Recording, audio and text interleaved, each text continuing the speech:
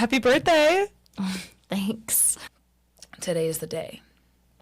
By the time this comes out, it will be my birthday. The day of Chandler. Everyone, if you haven't said hello already, haven't said happy birthday already, haven't said you're the best person I've ever met already, get to it. Today we're going to be talking about lessons that Chandler has learned in her life, and maybe one for every year, maybe 2 for 1 year and 0 for another. We really don't know what years they're pulling from, but there will be 27 total. And this should just give you a tidbit of a glance at someone who is 27-year-old lady and has experienced many things in life and has some wisdom and some sillies and some realness to share with the class. I'd love to share with the class. Share with the class. And the class has asked for sharing. The class has asked for advice. Yeah. And this is not advice, by the way. I don't feel particularly certified to give advice. This is just my opinion and things that have happened. These are your takeaways from your personal life. Use them if you like or don't. Yes. It's just more information, which is what we all need, so whatever. So in light of that, I think we take it from the top. Let's take it from the top. I love this thing. It's where I keep all of my thoughts. You should all get one. Okay. I love having a notebook for everything. It's it's important also to put pen to paper. Everything is in here. And look at this. So I drew this for Chandler the other day. Little doodles. It's just stay fun. It's whimsy. Stay fun. It's cute. Okay. Lesson number 1. Lesson number 1. Moulin Rouge. Shout out. Okay. It always comes back to love. Who, what, where, why, etc.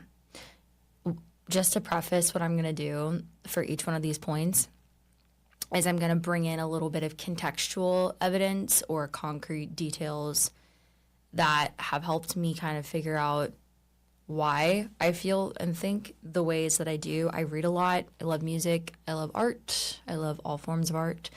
And a lot of those things influence the way that I think about things. So that's just how my brain works. So the first one, it always comes back to love. Who, what, where, why, etc. And my reference point for that, I'm going to get my little handy-dandy app out. A modern woman. Is 1 Corinthians 13, 1 through 7. I'm going to read this to you now. If I speak in tongues of men and of angels but have not love, I am a noisy gong or a clanging cymbal. And if I have prophetic powers and understand all mysteries and all knowledge, and if I have all faith so as to remove mountains but have not love, I am nothing. If I give away all I have, and if I deliver up my body to be burned but have not love, I gain nothing. Love is patient, love is kind. Love does not envy or boast. It is not arrogant or rude. It does not insist on its own way. It is not irritable or resentful. It does not rejoice at wrongdoings, but rejoices with the truth. Love bears all things, believes all things, hopes all things, and endures all things. Love never ends. You hear this a lot at weddings. This is a wonderful message that's read at weddings, but it's personally one of my favorite verses in the Bible because it's true. Thank you. I'm like constantly shedding. It's really crazy. If you don't have love, you don't have shit. Yeah. And I'm gonna use profanity and also quote the Bible. Sorry. If you Two things can be true. If you don't have love, you don't have anything. It all comes back to that. And I think it's really easy to overlook that very simple truth in decisions that we make, in things that we feel, in situations we can't control or that we can control. And, that could be a whole entire episode in and of itself, is why love is the root of all things and should be the root of all things. But that's my number 1. So when, I guess, have you found yourself realizing this because of a lack of or a surplus of? Like, is there situations in your life where both you can call to mind why this has become your front running lesson? Yeah, I mean, I think I think the most that I've felt a lack thereof is of my own doing, if that makes sense. Like not giving enough in a situation or to a person or even to myself, and that therein comes back and like bites me a little bit, if that makes sense. Yeah. or forgetting that that should be the root of a lot of the complicated things that come up in life is returning to, like, that's another really great book, A Return to Love, Marianne Williamson. It all needs to come back to that. I mean, I think, like, you know, I'm in my, oh my God, am I in my late 20s now? I hate to break it to you. I think I am. That's okay. When you're in your young, early to mid to maybe late 20s, it can feel very overwhelming, and the decisions you make feel like they can feel monumental, and it's very easy to make decisions with friends or with your relationships or with how you want to live, your job, your family, out of other places because there's so much coming at you.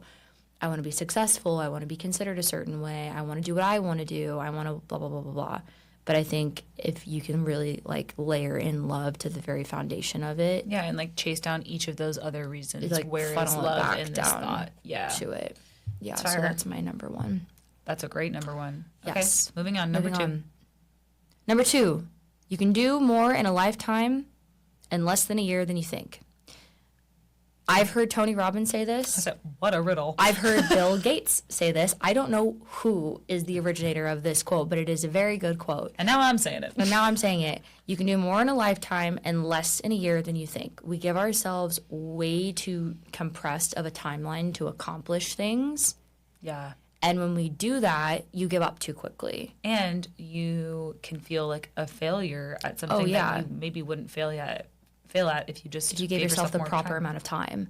Whereas now being 27, I can look back and look at my life so far, and I'm like constantly in shock and awe of like some of the stuff that's been able to happen in my life.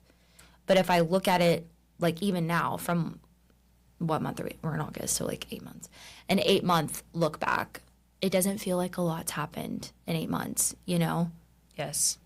Yeah, so that's another one. That's a good reminder. If you're trying to like accomplish anything, give yourself still try. Like, I think that's the baseline of this is like what I've learned is still give it your all. Like, you want to reach that goal, but be realistic about the fact that you probably can do more if you give yourself a longer time period. And you're more likely to commit to it and stay motivated if you're in a timeline that actually makes sense instead of you feeling like you're constantly dropping the ball on it.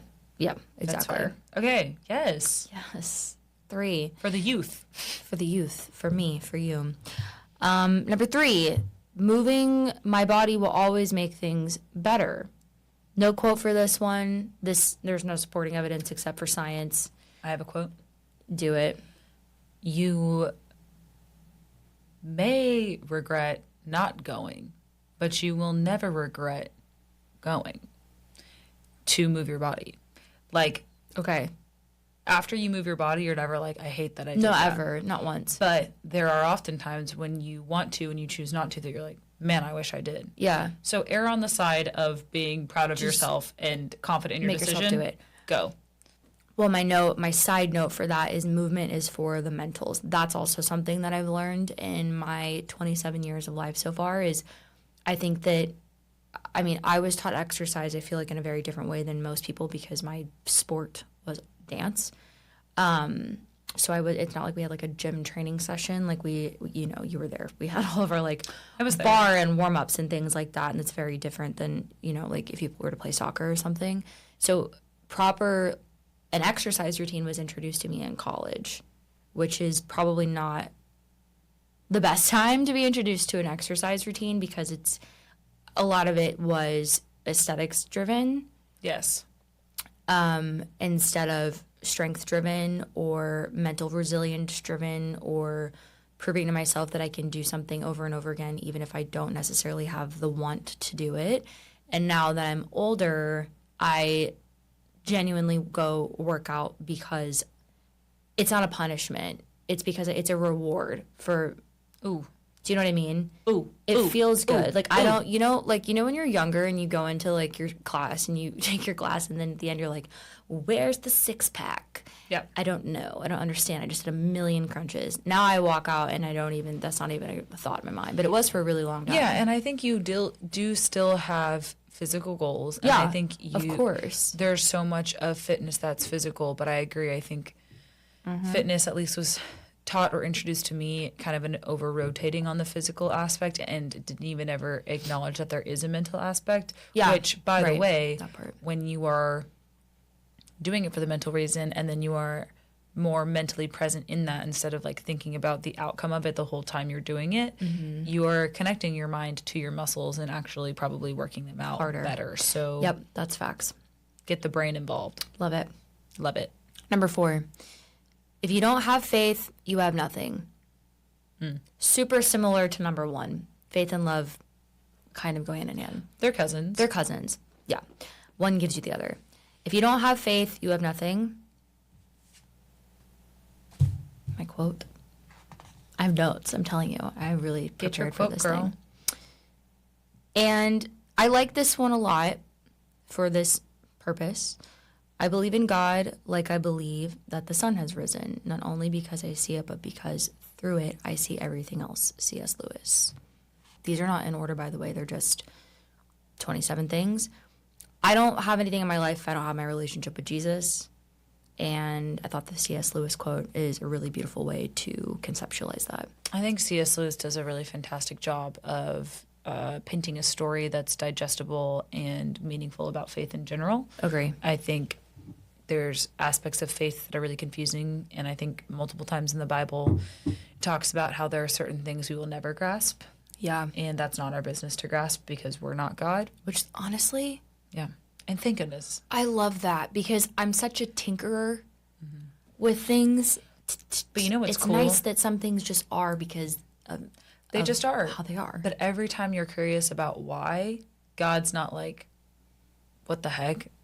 It's like, oh, let me tell you. Yeah, let me show you it'll through a I don't different know. way. You know, like it may not be what you were looking for, but it's Yeah. kind of like when you go to an art gallery and the artist is there and you're like, man, like what was the inspiration for this painting? And it's like you might not really get the painting, but like you can definitely ask You the can, like, inspiration. ask about And it. be like, now I have a new perspective of this painting. Right. Heck yeah. That is like God's response to our curiosity, you know? Yeah. And I think so it's important to ask questions and important to we get closer through asking that and working things out with him. Yeah. But I think that's a really, really cool lesson because sometimes I feel like faith or aspects of at least my faith journey have been so daunting Yeah. that authors like C.S. Lewis breaking it down and making it tangible. Shout out them and Bob Goff. He's great for that. Bob's a legend. We might have Bob on here sometime, but Okay, put that out in the world. I'm putting it out in the world. Number 5, it's okay to have relationships ebb and flow. It's very natural. That is something that truly, I think I'm also very sensitive. I don't know if people know that. You're also especially friend sensitive. I'm so unbelievably sensitive, and not in a way of like I get my feelings hurt easily. It's more of that I take everything and I really take it in, like for good or for bad, with people that I care about. And I feel like I don't know why this has been like a struggle for me. I'm still a little bit like gobsmacked about it, but I don't know how to explain this. I'm going to just give it a rip. Like, I don't need to be your best friend at all times with all people that I'm friends with. It's not about like proximity. It's more about like the leaving.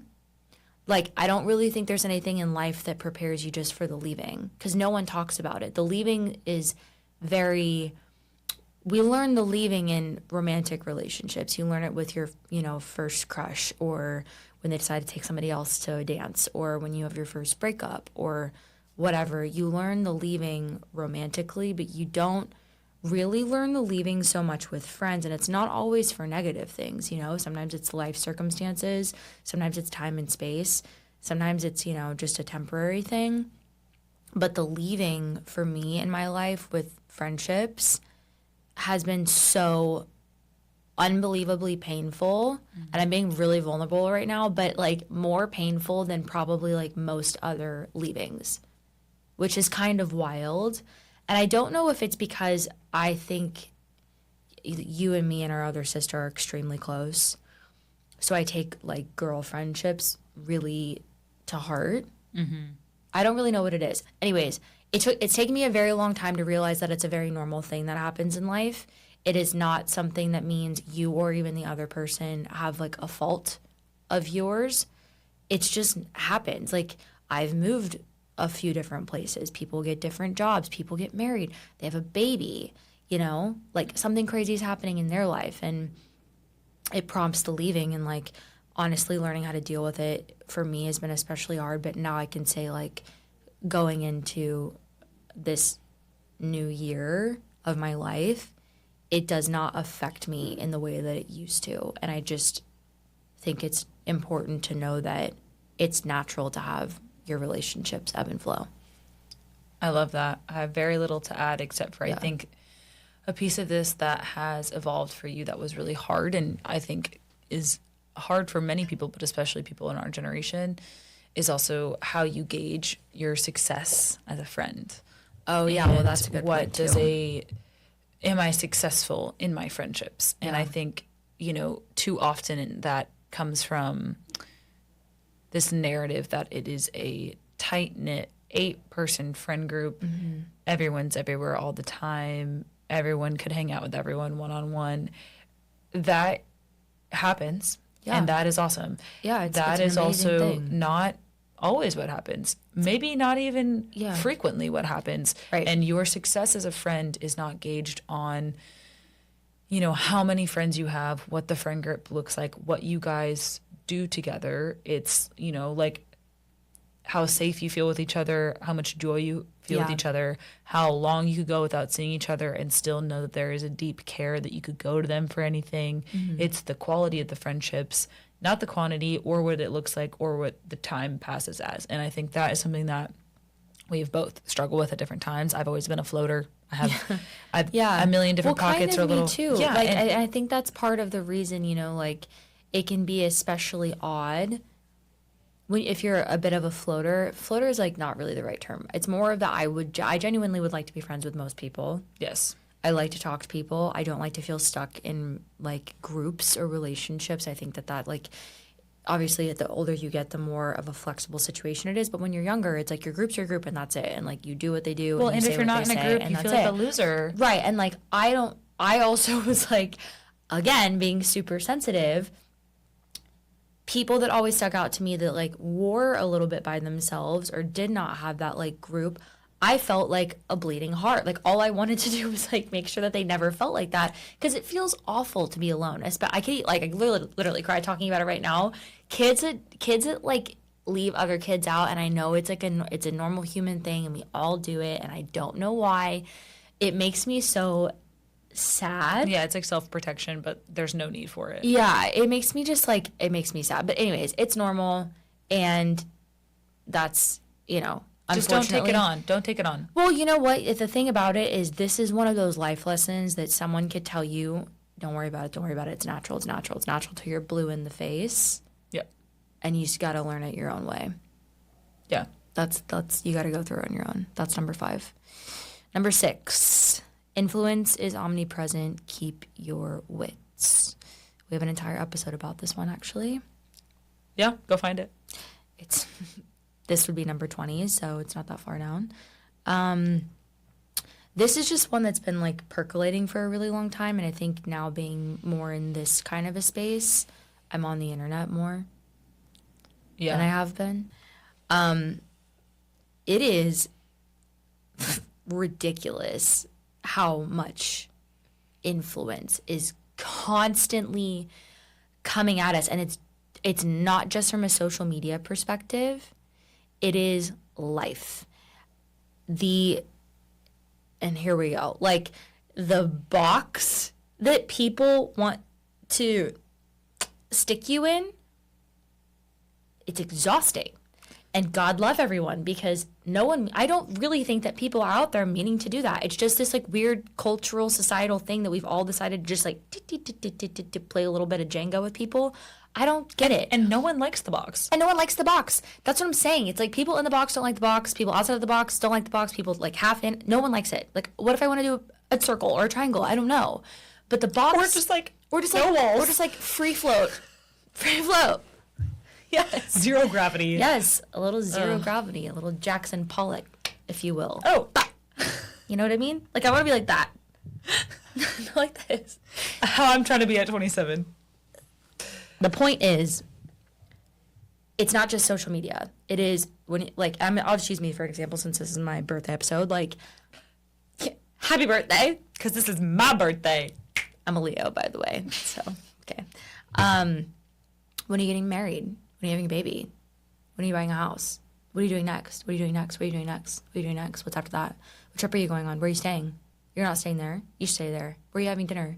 Are you having dinner there? Really? Do you have a reservation? When did you get it? How did you get it? Do you know this person? Do you know this person? You should know this person. I really do think, by the way, I think I'm tired of even saying that. I think the purest route, the human race devil's advocate in me right now is saying the purest route of that is human beings wanting to connect with each other. 1000%. And so we are going to try a million different angles, probably starting with the lowest hanging fruit, aka the weather, where you're from, the traffic, where you live in the city. Or like what happened? It's kind of funny. What's going on? You to know, be honest in a tasteful way and allow your honesty to make people a little bit uncomfortable. Yes, when people of are course. like, oh, you know, like at my job, people are like, oh, what do you want to do? Like, what position do you want? Where do you want to be?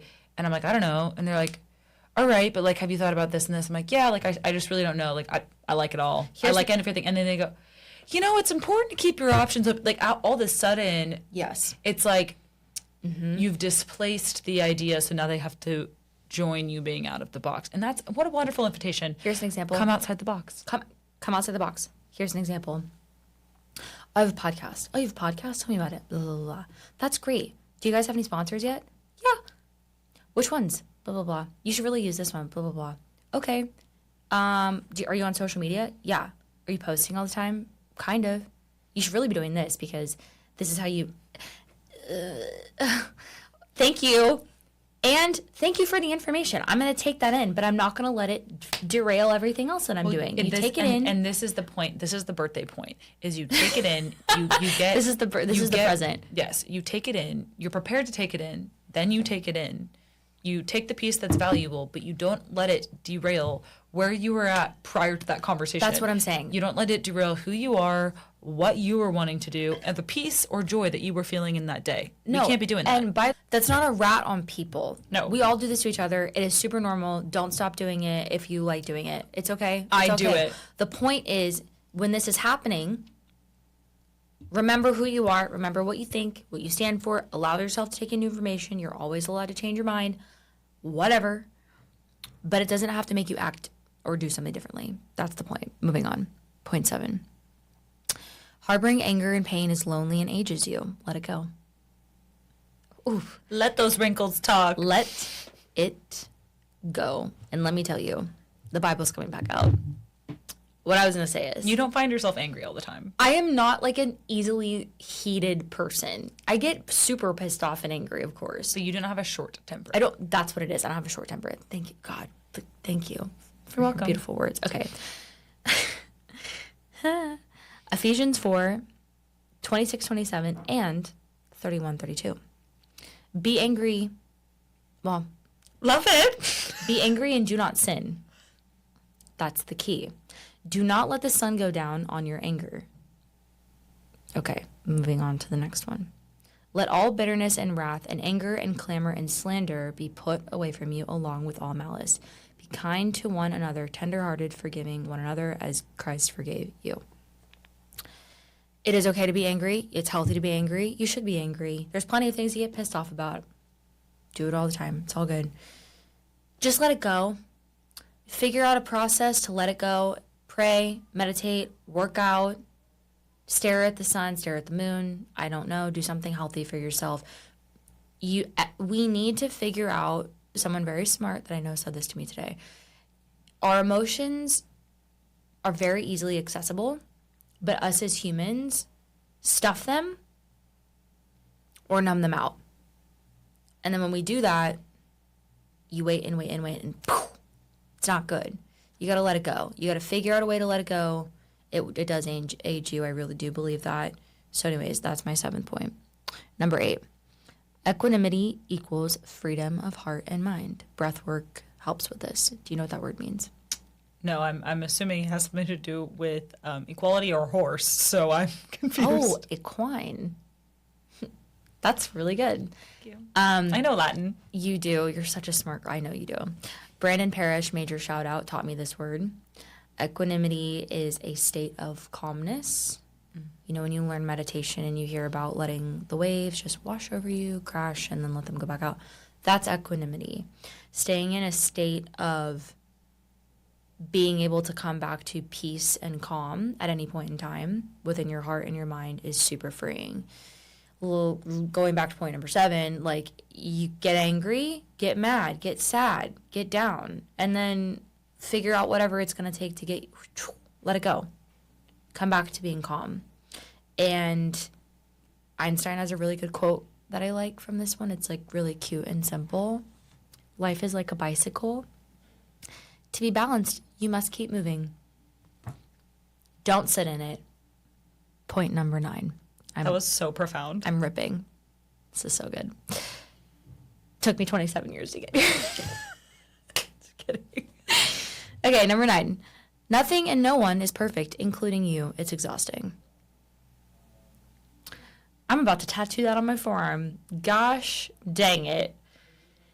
The perfectionism situation is out of control in this world, especially right now with the age of AI, with the age of poke and jab yourself with every possible known substance on the planet, pretending like you have it all figured out. I think it's also the perception of what perfectionism is. Like,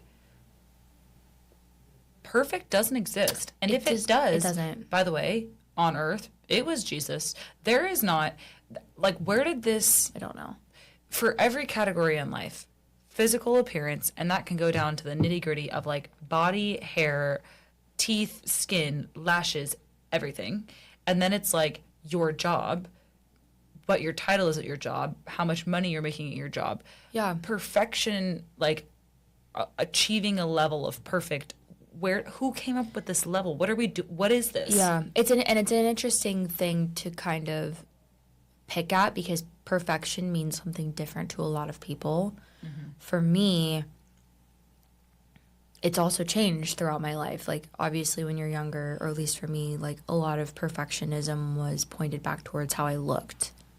You know, now that I'm older, perfectionism for me is I don't like to be embarrassed. I do it all, but I do it. I make myself do it all the time, but I don't like to be embarrassed. I don't like to put myself in positions where I can really be seen for everything I am and everything I want to be.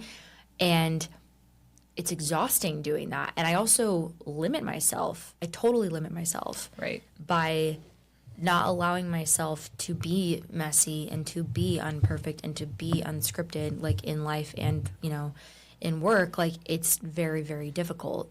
Yeah, and I think it also, I feel this way harder. too, it also limits you from being able to really figure out, like, what you like to be doing. Right. How am I supposed to know that if I never let myself fully just do me? Right.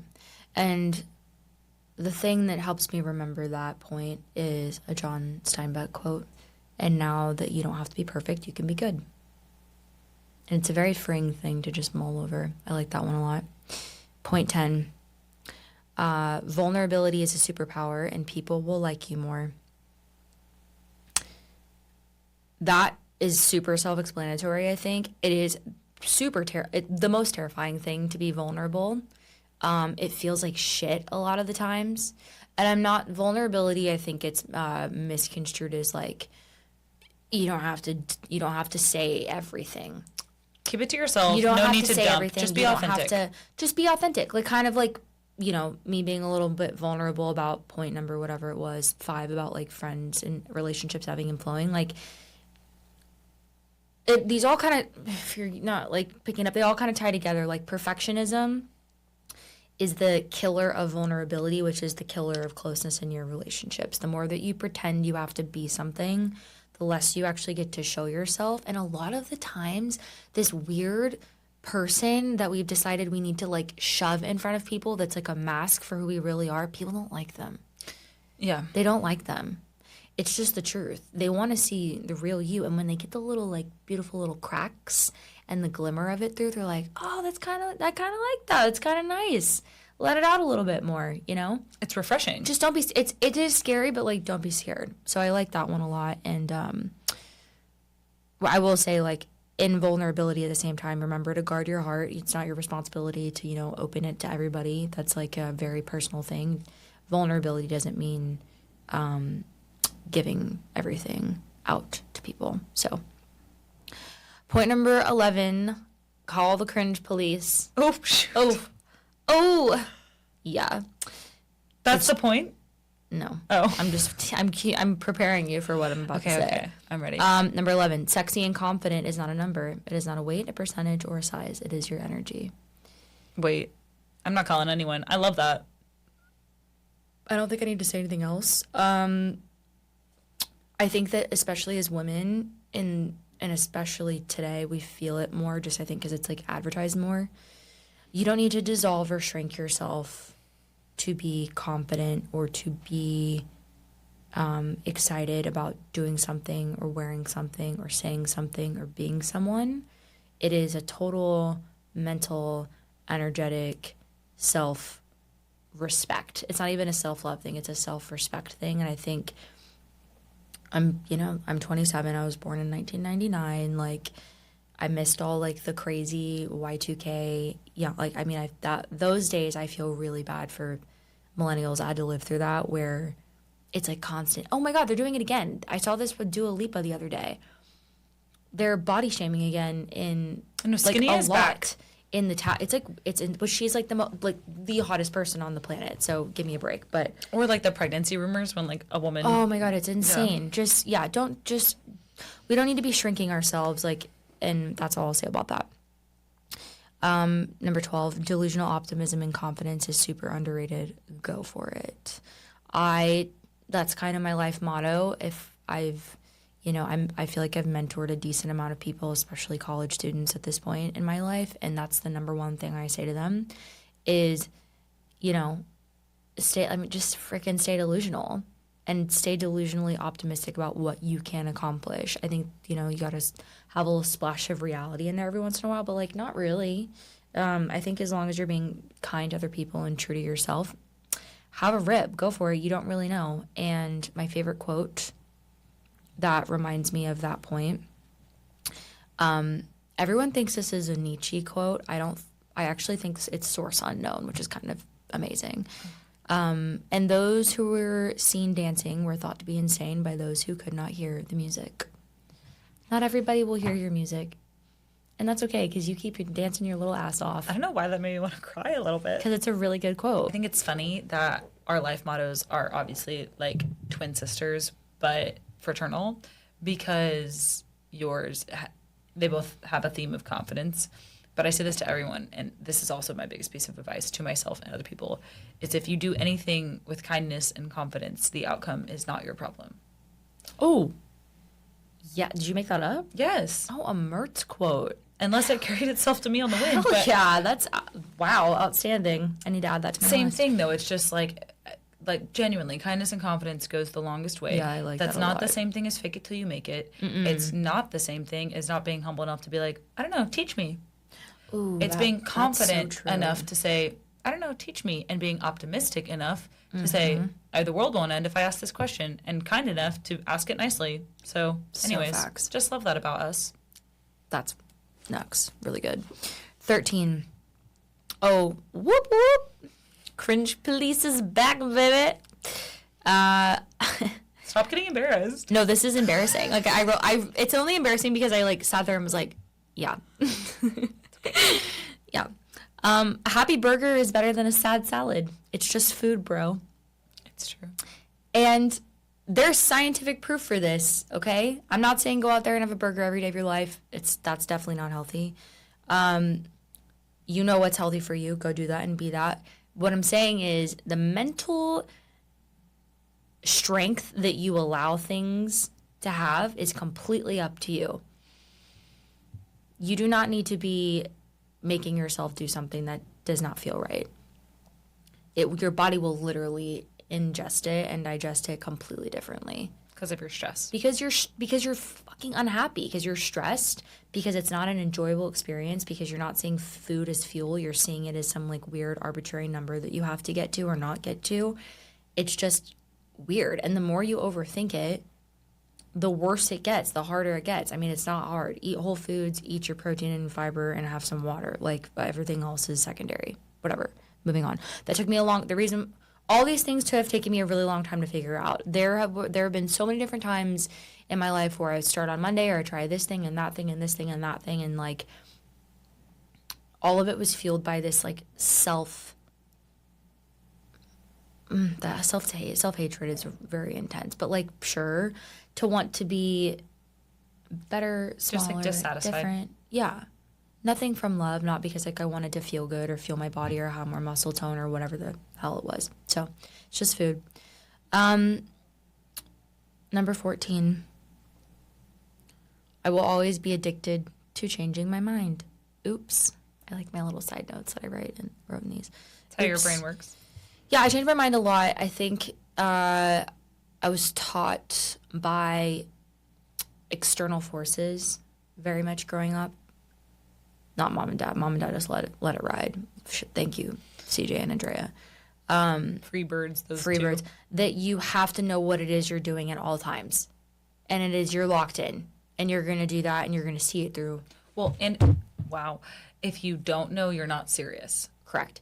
And that's not true, nor is it fun. No. I'm just going to say it like that. It's not true, nor is it fun. There's a really good Maya Angelou quote.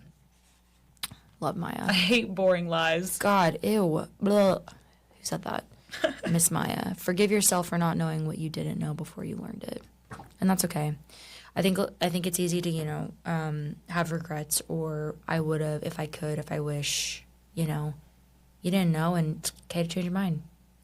It's more fun, honestly. I've done it a lot recently, and it's worked out. Point 15.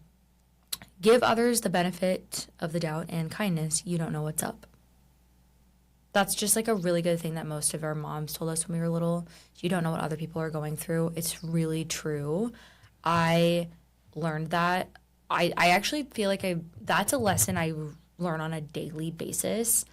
When you go out of your way to be kind to somebody, it's really incredible what it can do. It's like you really don't know what people are going through. I think it's really easy to be in this like bubble of self-perception, but just remember, assume the best. it's a good, and it also is like a feel good too. It feels really good. Number 17. There is a difference between non-negotiables and routine. Ooh, elaborate.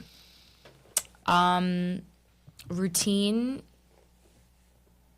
to me is something that you want to be doing, but not necessarily always can get to. I also think that routines can get absolutely insane. Whereas non-negotiables, that's going to happen. Come hell or high water, it's your floor, it's your foundation. The non-negotiable is the what, and the routine is the how. The how. Yeah.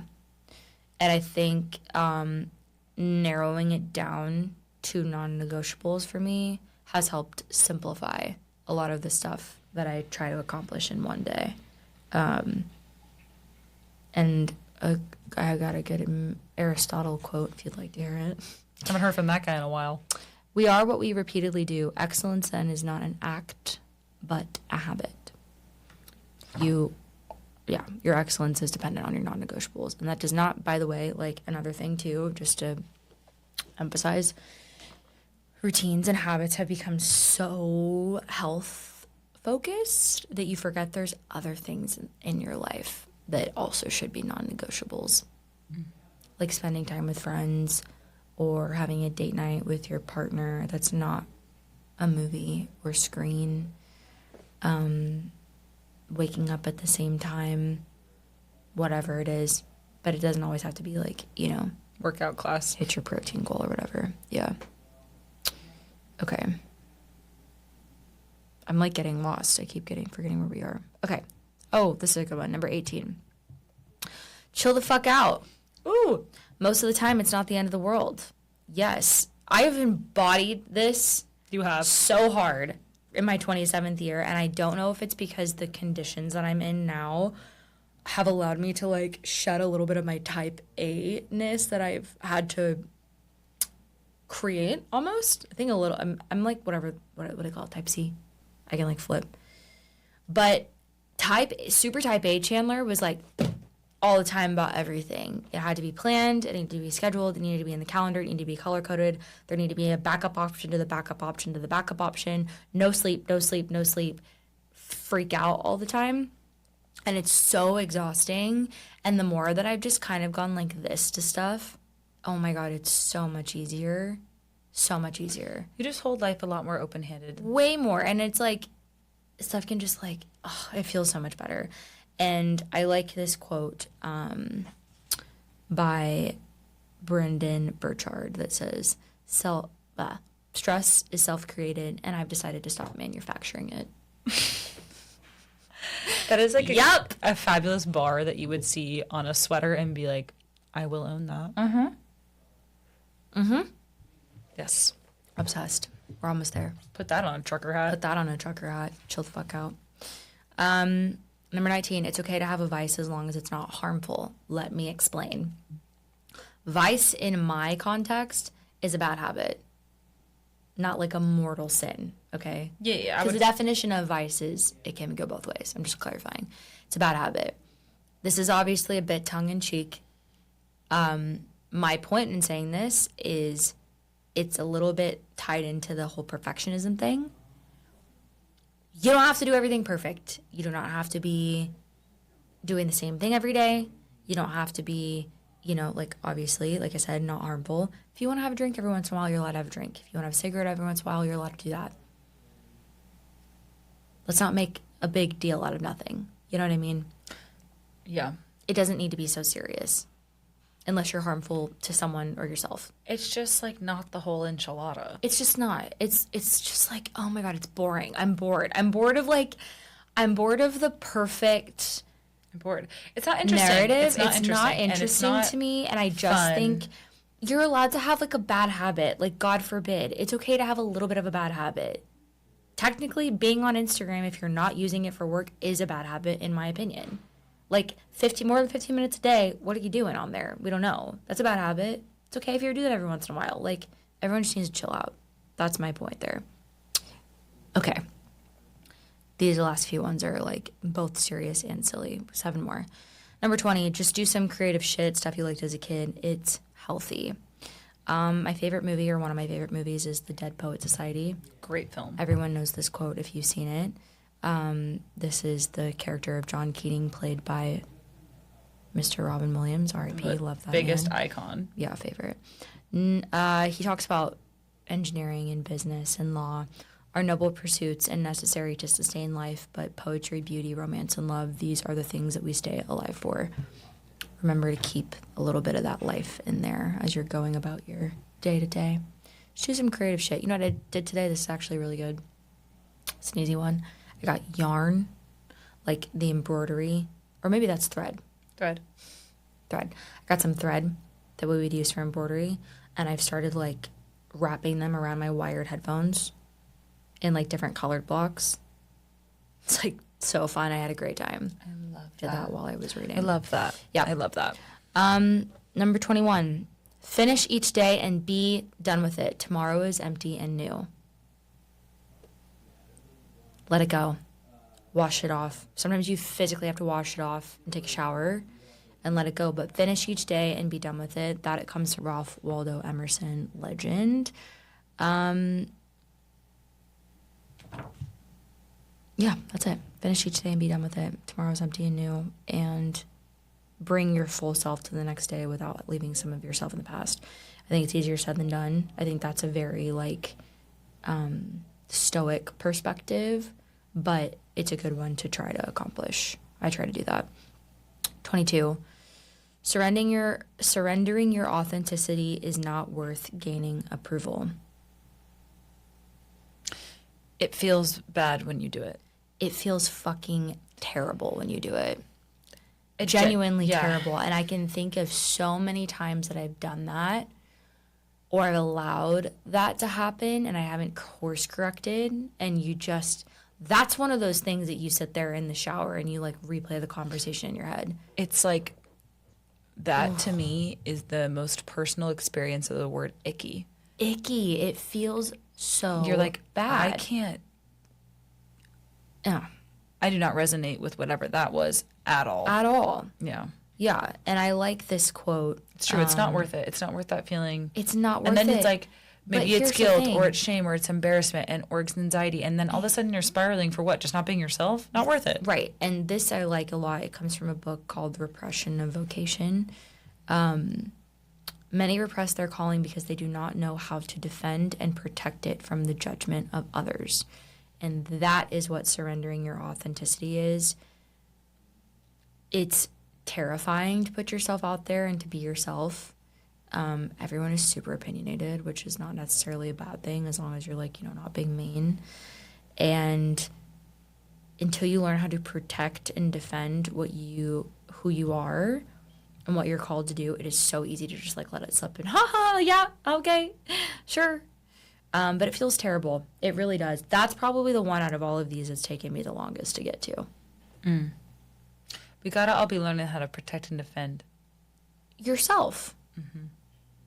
and also Or not even yourself, like your what you passions. stand for and your passions. Your Like, interests. I forget who I was. It might have been Tyler, the Creator, honestly. He did like an interview that I saw recently that talked about how a lot of artists, not just like musicians, but the broad artists, tend to not stand by what they did. And they will take the criticism or they'll reroute based off of people's opinions and they don't stand by what they did. And that's when you find these like weird blips. Like I can think of a bunch of artists right now that like had one thing that I thought was really strong because it felt really honest. And then they flop to something different and you're like, wait, what happened? And it's because enough people said they didn't like it that they decided to do something different. Yeah, and you can just tell it doesn't look or sound like you want to be doing whatever that is. Right. So that's just like a good one. 23. I like this one a lot. I have to do this a lot to myself, remind myself, don't quit. That's the only thing that determines a negative outcome. The only thing. You never know. I'm just laughing because it's like I can imagine Cody listening to this and being like, girl, there is something to quitting. No, absolutely. Our sister, by the way, our other sister, which we've talked about in a previous episode, you should go listen to that one. But our middle sister lives and swears by a quitter's mentality, and there is some truth to it. But it's a really funny hot take. And it's actually, we're having somebody on the podcast soon that is an expert in that specific topic about resilience and quitting.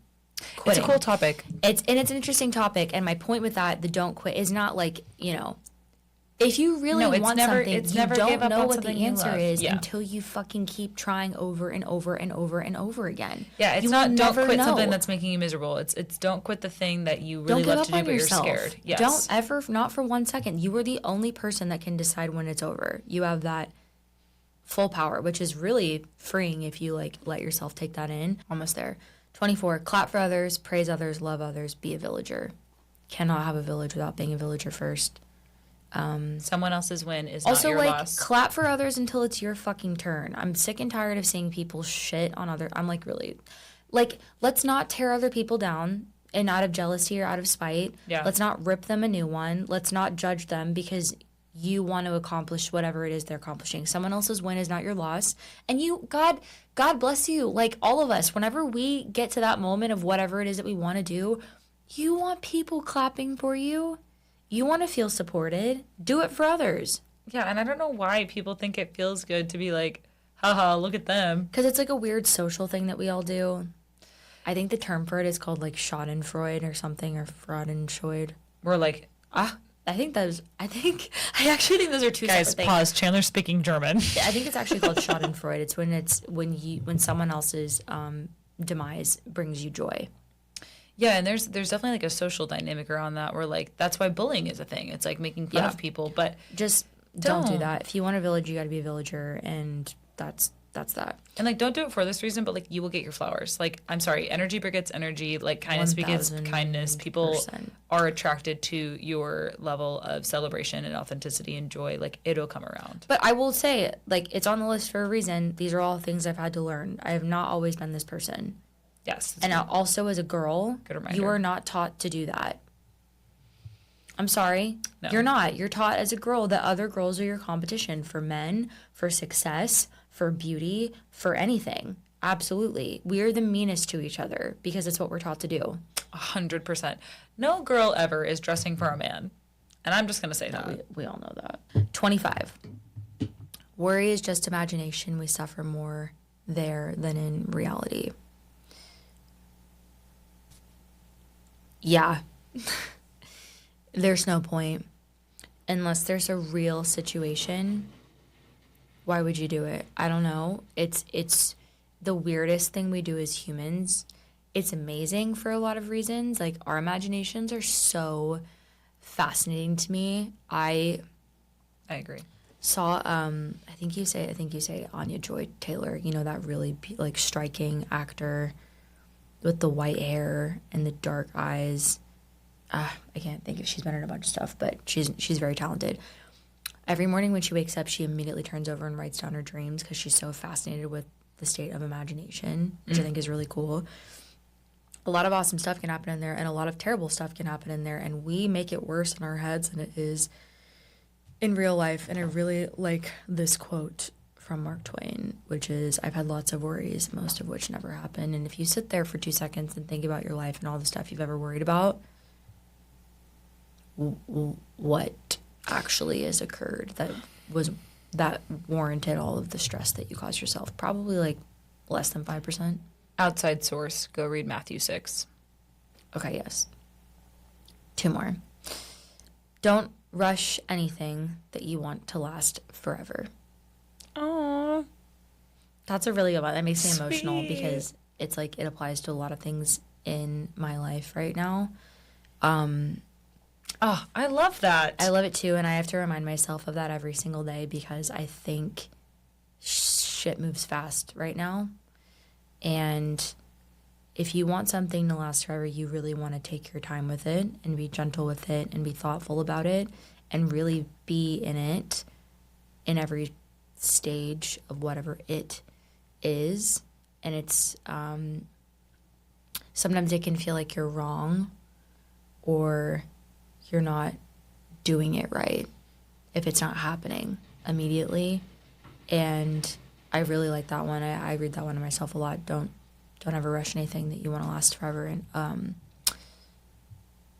yeah, I like that one. That's kind of like is what it is. Do you like that one? A Mertz quote? I definitely did not make that up. But to me, you did. Okay, that's fine. I think it was probably direct, like source unknown. Source unknown. Source like today. Twain talks Chandler about Mertz. that. Mark Twain talks about that. Whatever. Don't rush anything that you want to last forever. Love it. And the last one. No one's thinking about you. Do whatever you want. No one is thinking about you. No one cares. You might think that they do. They do not. If they do, it's for 5 seconds. Yeah, it's passing. Gone. It's fleeting. It does not matter. Do whatever you want and need, truly. And these are all Marcus Aurelius quotes for the Stoics out there. It never ceases to amaze me that we all love ourselves more than other people, but we care more about their opinions than our own. Do not waste the rest of your time here worrying about other people. I think that that's like one of the top sicknesses of the world. Like, we care so much about what other people are going to say about what we do or who we are that we don't do it. We delay it. We shrink it. We dissolve it. We pretend it's not there. We try to do something. We make something else up that's not real or shouldn't be real. And I'm grateful that I've learned this lesson, and it does not make it easier. You know, every time I like put something out there, I'm worried about it. It's like a human thing. I want people to like me. I want people to think I'm interesting and smart. But I'm really very grateful that I've learned this by turning 27 because it has saved me so much pain.